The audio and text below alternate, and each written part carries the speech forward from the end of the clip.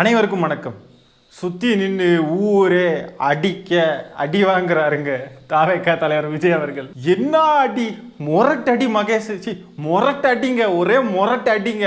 என்ன அடி வாங்கிட்டு இருக்காரு தெரியுமா? ஏற்கனவே ஜனநாயகன் படத்துக்கு தனி நீதிபதி யூஏ சான்றிதழ் வழங்கணும்னு சொல்லி உத்தரவிட்டிருந்த நிலையில அதை எதிர்த்து திரைப்பட தணிக்கை வாரியம் வந்துட்டு மேல்முறையீடு பண்ணியிருந்தாங்க. அந்த வழக்குடைய விசாரணை இன்னைக்கு நடந்திருக்குங்க. அந்த விசாரணை முடிஞ்சிருச்சு. தீர்ப்பு என்னன்னு கேட்டீங்கன்னா, தீர்ப்பை ஒத்தி வச்சிருக்காங்க. அடினா அடி, வேற லெவல் அடி வாங்கிட்டு இருக்காப்புல. ஜனநாயகன் படம் 3 தடவை போஸ்ட்போன் பண்ணியாச்சு. திரைப்படம் ரிலீஸ் பண்ணுவாங்க விஜய் அவர்களை பொங்கலுக்கு. எப்படியாவது இந்த பொங்கலுக்கு விஜய் அவர்கள் வச்சு ஏதாவது நடக்கணும், ஏதாவது அணில்கள் குசிப்படுத்தணும் அப்படின்ட்டு ஆசைப்பட்டு திரைப்படத்தை ரிலீஸ் பண்ணுறோம்னு சொல்லிலாம் அறிவிச்சுட்டு இருந்தாங்க. அதை 2 தடவை மாற்றி வச்சுட்டாங்க. அது மட்டும் இல்லாமல் நேற்றுக்கு சிபிஐ விசாரணை நடந்திருக்கு. அதுலேயும் தரமான சம்பவம். விஜய் அவர்கள் இப்போ சஸ்பெக்ட் லிஸ்ட்டில் வந்துட்டாப்ல. அதாவது இந்த கரூர் வழக்கில் சந்தேகத்திற்குரிய ஒரு நபராக அந்த பட்டியலில் சேர்க்கப்பட்டிருக்காரு. இன்னொரு பக்கம் பார்த்தீங்கன்னா புதுசாக ஒரு நெருக்கடி வந்திருக்குங்க. அமேசான் நிறுவனம் இருக்கு பாருங்க, அது ஜனநாயகன் பட நிறுவனத்துக்கு ஒரு அறிவிப்பு கொடுத்துருக்காங்க. நீங்கள் இந்த ஜனநாயகன் படத்துடைய ரிலீஸ் தேதியை ஒழுங்கா தெரிவிக்கலன்னு வைங்க, சட்ட நடவடிக்கை எடுக்கப்படும்னு சொல்லி தெரிவிச்சிருக்காங்க. உனக்கு ஆகணும்டா அப்படின்ற மாதிரி தான் இருக்கு. வரி ஏய்ப்பு பண்ற நீ, பிளாக் டிக்கெட் விற்கிற நீ, 41 பேரை சாகடிக்கிற நீ, சாப்பாடு தண்ணி கொடுக்காம இருக்கிற நீ, நக்கலா பேசுவ நீ. சரி, இப்ப விஜய் அவர்கள் சிபிஐ அலுவலகத்துக்கு போன விஷயத்தை பத்தி பார்ப்போம். டெல்லிக்கு கிளம்பி 18ஆம் தேதி போயிருக்காரு. நேற்றைக்கு 19ஆம் தேதி விசாரணை நடந்திருக்கு. கிளம்பி போறப்ப பார்த்தீங்கன்னா வெள்ளை கலர் சட்டை போட்டுட்டு போயிருக்காருங்க. அணில்கள் போன தடவை போனப்போ கருப்பு சட்டை போட்டுட்டு போனாருன்னு சொல்லிட்டு ஏதோ பெரிய கெத்து அது இதுன்னு புளுத்திக்கிட்டு இருந்தானுங்க. இப்போ வெள்ளை சட்டை போட்டுட்டு போயிருக்காரு. அப்போ மண்டிட்டுட்டாருன்னு சொல்லி நினச்சிக்கலாமா? அது போக இன்னொரு செய்தி பாருங்க. தாவேக்கா பொதுக்கூட்டம் நடத்துறதுக்கு, மாநாடு நடத்துறதுக்கெல்லாம் வெளிநாடுகள்ல இருந்து பல கோடி ரூபாய் பணம் வாங்கியிருக்காங்களாம். இது இப்ப அம்பலம் ஆகியிருக்குங்க.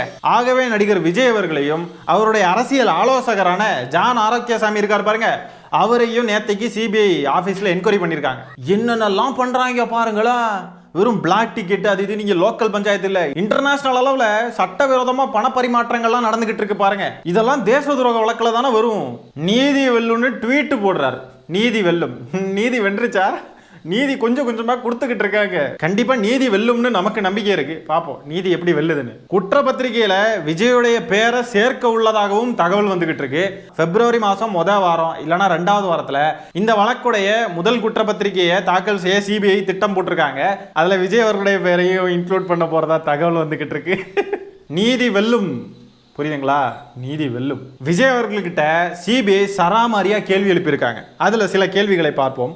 கரூர்ல நீங்க குடிநீர் பாட்டில்களை தூக்கி வீசும் போது கூட்ட நெரிசலை நீங்க கவனிக்கலையா அப்படின்னு கேட்டிருக்காங்க. கவனிச்சாரு, ஆனா அவர் யாரு? அவரு பண்ணையார் இல்லையா? அவருக்கு என்ன இதெல்லாம் என்ன, யார் மயங்கி விழுறான் செத்தா நமக்கு என்ன? நமக்கு டயலாக் கொடுத்துருக்காங்க, பேசணும், நம்ம நடிக்கணும், நமக்கு பணம் வேணும், அதுதான் அவருக்கு. நெரிசலை தடுக்க வாகனத்தை நீங்க நிறுத்தி இருக்கலாம், ஆனா தொடர்ந்து நீங்க பரப்புரை செஞ்சிருக்கீங்க அப்படின்னு சொல்லி கேட்டிருக்காங்க. கூட்ட நெரிசலுக்கு இடையே உங்களுடைய பரப்புரை வாகனம் முன்னேறி வரும் காட்சிகள் உள்ளன, எதுக்கு இப்படிலாம் செஞ்சீங்கன்னு சொல்லி கேட்டிருக்காங்க. 7 மணி நேரம் எதுக்காக தாமதமா வந்தீங்க அப்படின்ற கேள்வியும் கேட்டிருக்காங்க. சூப்பர். இந்த கேள்வியை போன தடவை கேட்கல, இந்த தடவை கேட்டிருக்காங்க. எதுக்கு 7 மணி நேரம் லேட் ஆச்சுன்றதுக்கு விஜய் பதில் சொல்லியிருக்காரு. என்ன தெரியுமா சொல்லியிருக்காரு? நாமக்கல்ல இருந்து கரூருக்கு வரப்போ ரோட்ல பயங்கரமா வளைவு நெளிவுலாம் இருந்துச்சான், அதனாலதான் தாமதமாயிருச்சான். யோ இங்க பாருங்க, நாமக்கல்ல இருந்து கரூருக்கு வர ரோடு இப்படியா இருக்கு. இது இந்த ஹேர்பின் பென்ஸ் இருக்கு இல்லையா, இந்த மலைப்பகுதிகளெல்லாம் இருக்கும் ஹேர்பின் பென்ஸ், கொண்டை ஊசி வளைவுகள், அந்த மாதிரி தான் இருக்கான் இவர் விஜய் அவர்களை பொறுத்த வரைக்கும். இப்படி விஜய் அவர்கள் சொன்னதும் சிபிஐ தரப்புல இருந்து என்ன சொல்லியிருக்காங்கன்னா, அப்படி நீங்க சொல்ற மாதிரி நீங்க தாமதமா வந்ததுக்கு காரணம் பல வளைவுகள் இருந்துச்சு அப்படின்றதுதான். அப்படின்னா இன்னைக்கு ராத்திரிக்குள்ள நீ மவனே இந்த வளைவுகள்லாம் எப்படி இருக்குன்னு சொல்லி நீ இங்க நிரூபிக்கிற, அதுக்கு நீ இன்னைக்கு ஆதாரங்களை கொண்டு வந்து சமர்ப்பிக்கணும் அப்படின்னு சொல்லியிருக்காங்க. போடுங்க பிஜிஎம். அலங்கார பந்தலிலே அலங்கார பந்தலிலே அழகாக படுக்க வைத்தோம் எங்கள் அன்பு நண்பன் மாட்டிக்கிட்ட நாள். என்னங்களா இது, ரோட்ல பயங்கரமா வளைவு நெளிவு இருந்துச்சா? என்னெல்லாம் பொய் புரண்டுகிட்டு இருக்காங்க பாருங்க, பொய் பேசி பேசி. நண்பர்களே, உங்க விஜய் பயங்கரமா மாட்டிக்கிட்ட நண்பர்களே. இப்படியெல்லாம் சிபிஐ கேள்வி கேட்டதுக்கு அப்புறம் விஜய் அவர்கள் என்ன சொல்லியிருப்பாருன்னு நினைக்கிறீங்க? கண்ணெல்லாம் கசக்கிக்கிட்டு அழுது முடிச்சு ஒப்பாரி வச்சுட்டு நடிகர் விவேக் அவர்கள் பெரிய தாதா மாதிரி நடிச்சுக்கிட்டு ஒரு பாத்ரூமுக்குள்ள போயிருந்து கிடந்து அழுவார்லையா, அந்த மாதிரி போய் பாத்ரூமுக்குள்ள போய் அழுதுகிட்டு வெளியே வந்து இந்த விஜய ஏன்டா தொட்டிங்க நீங்க வருத்தப்பட போறீங்க. இப்படியெல்லாம் பேசியிருக்க நிறைய வாய்ப்பு இருக்குங்க. இன்னும் இப்படியெல்லாம் கேள்வி கேட்குறீங்களா? இந்த விஜய தமிழ்நாட்டு மக்கள் எனக்கு சப்போர்ட்டா இருக்காங்க தெரியுமா? டிவி கேடா இப்படியெல்லாம் பேசியிருப்பாருங்க. விஜய் அவர்கள் அரசியல் பேசி 1 மாதம் ஆயிடுச்சுங்க. கடைசியாக ஈரோட்டில் பேசினாப்புல.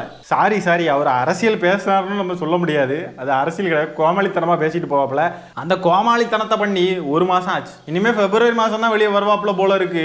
என்ன லட்சணத்தில் இருக்காருன்னு பாருங்க. இப்படி ஒரு அரசியல் கட்சி உலகத்தில் எங்கேயுமே பார்க்க முடியாதுங்க. இவர்கிட்ட தமிழ்நாட்டை ஆளை கொடுக்கணுமா? இதை பற்றி ஒரு கருத்து சொல்லலாம்ல. எவ்வளோ பிரச்சனை நடக்குது. ஜனநாயகன் படம் வெளிவரதால் அவ்வளோ சிக்கல். கரூர் வழக்கில் சிபிஐ போட்டு மிதிக்கிறாங்க. ரொம்ப ஆசைப்பட்டு அடம் முடிச்சு சிபிஐ கிட்ட தான் போகும்னு சொல்லி வாண்டடா போனாங்க. இப்போ சிபிஐ போட்டு மிதிக்குது. தமிழ்நாட்டு அரசு கிட்ட கேஸ் இருந்தாலாவது கொஞ்சமாவது ஃப்ரீயா இருந்திருக்கும். இப்போ ஒன்றிய அரசு கிட்ட போய் மாட்டிக்கிட்டு பேன்னு முடிச்சுக்கிட்டு இருக்காப்ல. இப்போ அவருடைய நிலைமை என்னவா இருக்குன்னு பார்த்தீங்கன்னா, சிறையில இருந்து தேர்தலை சந்திப்பாரா அப்படின்ற நிலையில தான் இருக்கு. பொறுத்திருந்து பார்ப்போம். நாமக்கல்ல இருந்து கரூருக்கு ரோடெல்லாம் வளைஞ்சு இருக்குதாமா. வளைஞ்சு அது எப்படி கரூர்ல இருந்து திருப்பி திருச்சிக்கு போறப்ப மட்டும் ரோடு நல்லா ஸ்ட்ரெயிட்டா இருந்ததோ அப்படியே பறந்து போயிட்டீங்க, டக்குன்னு போயிட்டீங்களே. நைட்டு 11 மணிக்கெல்லாம் சென்னைக்கே வந்துட்டீங்க, பனையூர் வீட்டுக்கே போயிட்டீங்க. ஐயா எப்படியா வர முடிஞ்சது உங்களால்? கரூர்ல இருந்து திரும்பி ஓடி போனதை மட்டும் ஒரு 3 மணி நேரத்தில் முடிஞ்சிருச்சு. ஆனால் நாமக்கல்ல இருந்து கரூருக்கு போகிறதுக்கு உங்களுக்கு 7 மணி நேரம் ஆயிருக்கு. என்ன இங்கே இந்த அணில் குஞ்சுகள் கேட்குறவனுங்க கேனப்பயலுக மாதிரி இருப்பானுங்க. அங்கே சிபிஐ கிட்டலாம் இந்த மாதிரி கேனப்பயலுகன்னு நினச்சி நீங்கள் பதில் சொல்லிக்கிட்டு இருக்க முடியாது விஜய் அவர்களே.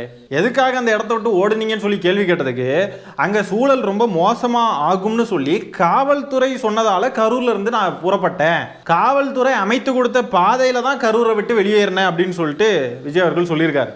ஏற்கனவே நம்ம சொல்லிட்டோம், இதெல்லாம் பொய் புழுவிட்டு இருக்காங்கன்னு நம்ம சொல்லிட்டோம். இதுக்கெல்லாம் காவல்துறை ஏற்கனவே சரியான ஆதாரங்கள் எல்லாம் வச்சிருப்பாங்க. கரூர்ல இருந்து விஜய் அவர்களை வெளியே போக சொன்ன காவல்துறை அதிகாரி யார் அப்படின்ற கேள்வி வரும். எந்த நம்பர்ல இருந்து போன் வந்ததுன்னு கேட்பாங்க. அந்த போன் நம்பருடைய சிடிஆர்லாம் எடுப்பாங்க. இதெல்லாம் விஜய் அவர்கள் தெரிஞ்சுதான் பண்றாரா தெரியாம பண்றாரான்னு தெரியல. வசமா மாட்டிக்கிட்டாப்ல. மாட்டுங்க ப்ரோ. அலங்கார பந்தாளிலே பாட்டு பாடிட்டு நாங்கள் குஜாலா இருப்போம். உள்ளூர்ல இருந்திருந்தாலாவது அரசியலுக்கு புதுசு பாவம் பைய கொஞ்சம் பொறுமையா விசாரிப்போம்னு சொல்லிட்டு கொஞ்சம் பொறுமையா போயிருக்கோம் எல்லாமே. சிபிஐ தான் வேணும்னு ஒத்த காலில் நின்று இந்த லாட்ரி டிக்கெட்டு பேச்ச கேட்டுக்கிட்டு போய் நல்லா செமையா சிக்கியிருக்காரு. நல்லா ஆடு தானா வந்து கசாப்பு கடையில் போய் மாட்டியிருக்கு. இதுல வேற அணில்கள்லாம் பயங்கரமா கொந்தளிக்கிறானுங்க. குற்றப்பத்திரிகையில விஜயுடைய பேரை சேர்க்க போறாங்களாம். முடிஞ்சா சேர்த்து பாருங்க பார்ப்போம். டேய் கொத்தடிமைகளா, அவருடைய விருப்பம் இல்லாமல் அவர் பேரை சேர்க்க முடியாது தெரியுமா அப்படின்றாங்க. இதுக்கெல்லாம் என்ஓசி வேணும் போல விஜய் கிட்ட. விஜய் சார் உங்கள் பேரை நாங்கள் குற்றப்பத்திரிகையில் சேர்க்க போகிறோம், உங்களுடைய என்ஓசி எங்களுக்கு தேவைப்படுதே அப்படின்லாம் என்ஓசி தேவைப்படும் போல. இவனுங்கெல்லாம் பாருங்க ஏதோ இதெல்லாம் திமுக தான் பண்ணுன்னு நினச்சிட்டு இருக்கானுங்க. அது மாதிரி இன்னொரு பைத்தியக்காரன் போட்டிருக்கான், விஜய் பேர் மட்டும் எஃப்ஐஆர்ல வந்துச்சு, திமுகன்ற ஒரு கட்சி இருந்ததுக்கே அடையாளம் இல்லாமல் போயிடும் அப்படின்றான். டேய் பைத்தியக்காரனுங்களா, இது திமுக தான் பண்ணுதுன்னு நம்பிக்கிட்டு இருக்கானுங்க பாருங்க அத்தனை பைத்தியக்காரனுங்களும். இந்த கரூர் விவகாரத்தை வச்சு விஜய்க்கு பெரிய வலை விரிப்பாங்க பாஜக. நம்ம ஏற்கனவே சொல்லியிருக்கோம். வசமாக போய் சிக்கிட்டாப்ல. இங்கே மாநில அரசு போட்ட வழக்கில் விஜயோடைய பேரை குற்றப்பத்திரிகையில் சேர்க்கவே இல்லை. ஆனால் அங்கே பாருங்க போட்டு உரின்னு போட்டு உரிக்கிறாங்க. நம்மளை திமுக பழி வாங்கிரும்னு நினச்சிட்டு அங்கே போனாப்புல. அங்கே போய் நல்லா மிதி வாங்கிட்டு இருக்காப்புல. அதாவது எலி இருக்குல்லங்க, எலி வந்து பொறியில் போய் மாற்றதை நம்ம பார்த்துருப்போம். எலியோடைய பொறி இருக்குல்ல, அந்த பொறியை எலியே செஞ்சு எலியே அதுக்குள்ளே போய் மாட்டிக்கிட்டதை பார்த்துருக்கீங்களா எங்கேயாவது? இதுதான் அது. காவல்துறை சொன்னதால இவரு கரூரை விட்டு வெளியே போனாராம். அப்படின்னா காவல்துறை உங்களை 150 மீட்டருக்கு முன்னாடியே நின்று பேசுங்கன்னு சொன்னாங்களே, கேட்டீங்களா? ராங் சைடில் வண்டி ஓடிட்டு வராதிங்கன்னு சொன்னாங்களே, கேட்டீங்களா? லைட்டை போடுங்க, சட்டரை மூடாதீங்கன்னு சொன்னாங்களே காவல்துறை, கேட்டீங்களா?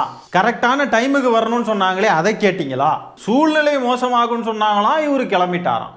என்னங்கடா இது? போற இடமெல்லாம் காவல்துறையை தப்பா விமர்சனம் பண்றது, கடைசியில் காவல்துறை மேல பழிய தூக்கி போட்டுறது. வெக்கமா இல்லையா விஜய் அவர்களுக்கு?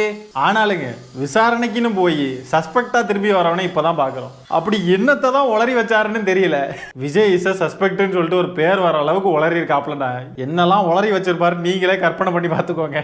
எனக்கு தெரிஞ்சு நான் தான் வேட்பாளர் 234 தொகுதியிலையும் விஜய் அவர்கள் சொன்னாப்ல ஞாபகம். நான் தான் விஜய் அவர்கள் அண்ணன் தளபதி அப்படியெல்லாம் சொல்லிவிட்டு தேர்தலே போட்டியிடாம ஒதுங்க போறாப்லன்னு எனக்கு தோணுதுங்க. அணில்களெல்லாம் வசமா மாட்டி விட போறாப்ல.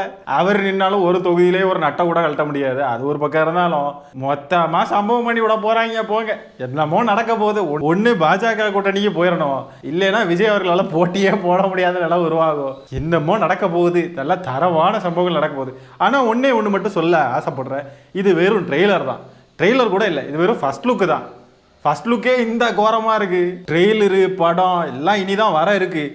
அதெல்லாம் எப்படி இருக்குன்றத கற்பனை பண்ணிக்கோங்க. அப்போ அடி அடி அடி அடி அடி அடி அடிக்கடைக்கா டக்காடே, அது என்ன ஒரு பாட்டு உண்டுல, அதுதான் ஒரே அடி அடி அடி அடியா இருக்கும். சிபிஐ வந்து மிக முக்கியமான இன்னொரு கேள்வி கேட்டாங்களா அப்படின்றது தெரியல.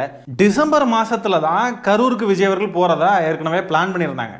அதை எதுக்காக மாற்றிக்கிட்டு செப்டம்பர்லேயே கரூருக்கு போனார் அப்படின்ற கேள்வியை கேட்டாங்களா அப்படின்றது தெரில. கேட்டிருந்தா ரொம்ப நல்லது. மாட்டிக்கினாரு ஒருத்தர், அவரை காப்பாற்ற முடியாதுங்க. அவர் மாட்ட வேண்டிய ஆளு தான். நல்லா பாஜகவா அவரும் ஓடி பிடிச்சி விளையாடட்டும், நம்ம எல்லாரும் பார்ப்போம். தமிழ்நாட்டு தேர்தலில் இவங்களுக்கெல்லாம் ஒரு பங்கே கிடையாது. முதல்ல இங்கே 2 பேருக்கு தான் போட்டியே, ஒன்று திமுக, இன்னொன்று அதிமுக, அவ்வளோதான். பாஜக, தாவேகா இதெல்லாம் நோட்டா கூட போட்டி போடுற கட்சிகளுங்க. இவங்க எல்லாம் நல்ல என்டர்டெயின்மெண்ட் தான். நம்ம ஜாலியாக என்டர்டெயின் பண்ணுவோம். தேர்தல் வரைக்கும் நல்லா ஜாலியாக என்டர்டெயின் பண்ணுறதுக்கு தாவேக்கான்ற ஒரு கட்சி இருக்கு. என்னதான் இவங்களை ஒரு என்டர்டெயின்மெண்ட்டாக பார்த்தாலும் கண்டிப்பாக நீதி வெல்லணும். அந்த 41 உயிர்கள் பலியானதற்கு நீதின்றது கண்டிப்பாக கிடைச்சே ஆகணுங்க. சட்டத்தை நம்புவோம், நீதி கிடைக்கும் என்று நம்புவோம். தவறு செய்த தாவேகா தலைவர் விஜய் அவர்கள் தண்டிக்கப்படுவார் என்று நம்புவோம். இந்த காணொலியை நான் இத்துடன் நிறைவு செய்து கொள்கிறேன். நன்றி, வணக்கம்.